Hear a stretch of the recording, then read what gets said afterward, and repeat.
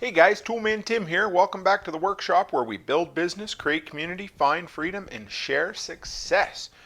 It's another beautiful Wednesday out there. Spring has completely sprung, and that means it is time for another ToolTime gear review. And I've got yet another piece of Dewalt tools. I don't know if you call it tools, equipment, whatever it is, but it has become an indispensable item that I absolutely love. It's on the workbench behind me. Hang on, I'll be right back. All right, guys, real quick, if you want a way to support my channel that costs you anything more than you'd normally spend, and you're looking to buy the products that are in my review videos, there'll be a link in the description below. Click on that, pick it up at Amazon, and I'll get a small commission from it. Or you can go to toolmantim.shop, just shop on Amazon as normal from that link, and anything you buy in the next 24 hours will go to support our channel, so thank you. And if you want to know more about me, toolmantim.co, that's toolmantim.co, and you can find all my social platforms there. I'm on Float, MeWe, got a Facebook business page for my handyman business, and on Instagram. And if you got any questions or comments, feel free to send them along on the forum there, or sign up for the monthly newsletter. Okay, so this week I've got a really good one for you. Something I've been wanting to use for a while, and I finally just finished up a big job that I had a chance to work on it with, and that is my Dewalt Mitre saw stand.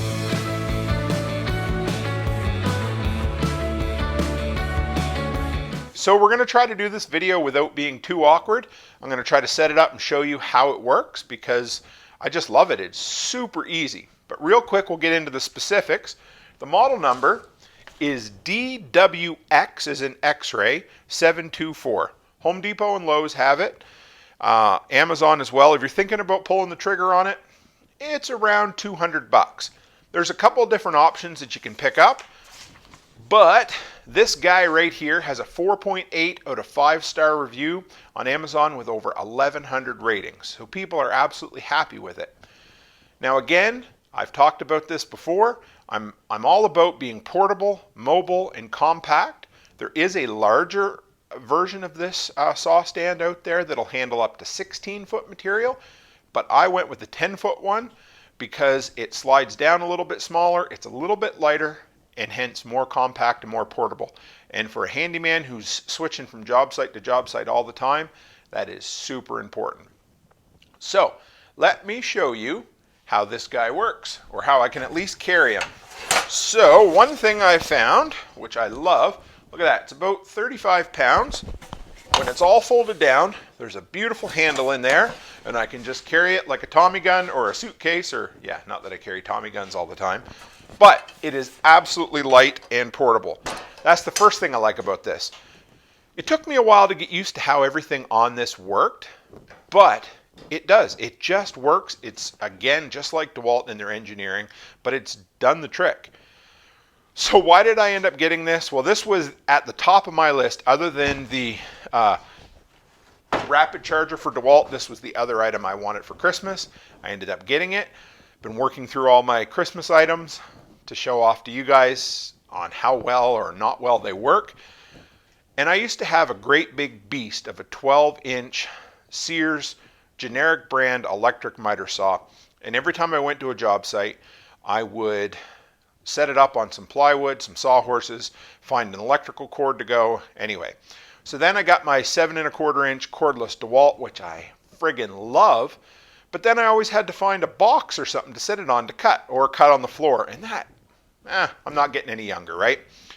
So this is what I wanted, and it is absolutely, it's better than I expected. So let's show you how this thing sets up. First off, when I first used it, I was worried, there we go, that I was going to pinch my fingers because I thought that was the only way to lift it up or lift it down. However, in their ingenious design, you can just pull in those black handles and the leg comes out and snaps. Now you still do need to be careful right here because that is a nasty point that you don't want to hit. So let's get the legs out here for you. Next one there, next one there, and she flips up just like this. And you can't see a thing, so I'm going to adjust the camera So lags are out and it works just like that. Heavy duty, all aluminum construction, which I love. It's an I-beam right in there, but it's lightweight, way lighter and more compact than the 16-footer. So how does this beast work? What else do I like about it? The flip stops right here. So number one, if it's just a short material, you can use this as your material rest for cutting, or you can put up your flip stops like that, and you can set up repetitive cuts all the same length. Now, what else do I like about this? Right here, another handle. So you flip that guy down right there, and it slides out like that. This one right here. Whoops, went the wrong way with it. Why won't that go where I want it to? A little bit of sawdust in there. And that is all there is to that. Now that you see how the stand works, the legs fold down really nice. Like I said, careful of the pinch points. I love these beams. There's no sag in them at all. They're square tube aluminum and they're really heavy duty. Like I said, these have all nice little adjustable knobs on them, but the only thing, and maybe, I'm not sure, maybe it's supposed to be that way, but there's a fair bit of play in and out on these flip stops. Not the end of the world, great for 2x4s, but if you're cutting molding and stuff, I'd want to be a little bit careful, or maybe I'll have to figure out a way to tighten them up a little bit more, but that's neither here nor there. Now, the miter saw itself, just like this, clips into the front, like that, and then we're on, just like that. Look. Super easy, super simple. It comes with these two flat brackets that you bolt permanently onto your saw, and before you say it, no, they don't make the saw uneven. You can absolutely use it on a work surface without the bench, without the miter saw stand, and it works. They have little feet on there, little rubbers, so it doesn't slide around, it's not awkward or uncomfortable. And then when you want to take it off, you just reach under, flip that guy up. Whoops. There's a little, it's actually kind of cool. I've seen some people online complaining about it. There's actually like a little safety on them. You push forward and then lift up, and the guy comes right off like that. And then the saw itself still sits, it's not wobbly. Yeah. So like I said, if you're looking for one of these, you may want to compare it between the 10-foot and the 16-foot version. This guy comes down to 40 inches long. The 16-foot is 72 inches, so you're, an extra 2.5 feet there, about an extra 10 pounds in weight, but the overall cost is about the same. So if all you're worried about is having the longest, heaviest duty saw stand you can find, then maybe go with the 16-foot one. But for me, with this guy, and for what I'm doing with it, the 10-foot is great. I can always throw out a sawhorse or a rolling stand if I absolutely need to cut longer material. But how often am I going to be cutting more than 10-foot material inside anyway? And if I'm outdoors, I got lots of room to run it out. So some of the other pros about this guy, the feet, I love the feet. They're a nice rounded kind of soft plastic so they don't mar any of the material that you're sitting it on.